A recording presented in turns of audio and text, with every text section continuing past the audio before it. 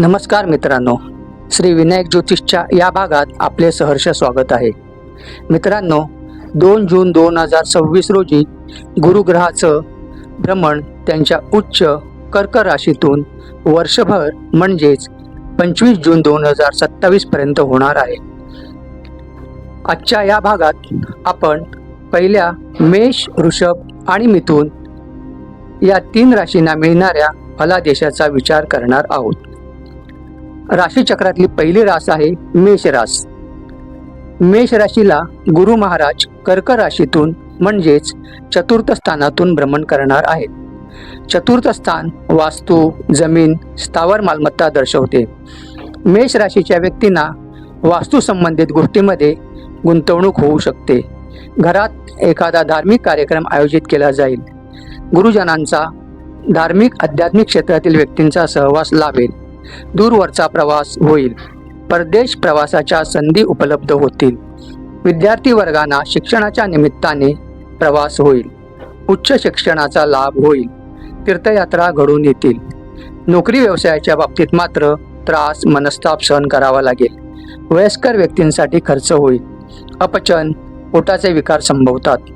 कनिष्ठ वर्गाकडून, हाताखालील नोकर वर्गाकडून त्रास संभवतो. वृषभ रास. वृषभ राशीच्या व्यक्तींना गुरुग्रहाचे भ्रमण तृतीय स्थानातून होत आहे.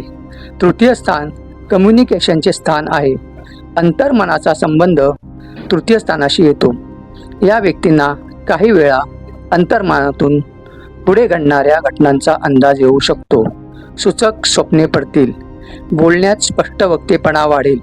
बऱ्याच वेळेस नातेसंबंधात कटुता येऊ नये म्हणून ज्या गोष्टी टाळल्या जात होत्या त्या आता स्पष्टपणे व्यक्त केल्या जातील.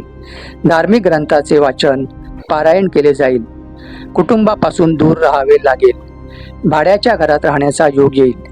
नोकरी व्यवसायातून उत्तम लाभ होईल. नातेवाईकांबरोबर धार्मिक ठिकाणी प्रवास घडून येईल.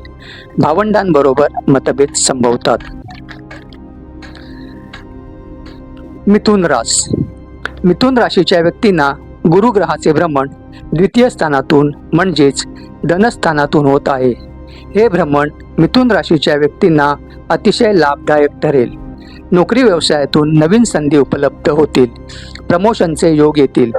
कुटुंबात मानप्रतिष्ठा वाढेल. स्थावर मालमत्तेबद्दल भावंडांबरोबर मतभेद झाले तरी सामंजस्याने मार्ग काढता येईल. व्यवसायात नवीन भागीदार लाभतील.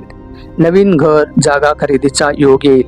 शैक्षणिक क्षेत्रातील व्यक्ती, शिक्षक वर्ग, अध्यात्म, ज्योतिषशास्त्रातील व्यक्तींना नवीन ओळख प्राप्त होईल. नोकरीत जबाबदारी वाढेल. तर मित्रांनो, ही होती मेष, वृषभ आणि मिथुन राशींची माहिती. माहिती आवडली असल्यास लाईक, शेअर व सबस्क्राईब करायला विसरू नका. पुन्हा भेटू पुढच्या व्हिडिओमध्ये नवीन 3 राशींसोबत. धन्यवाद.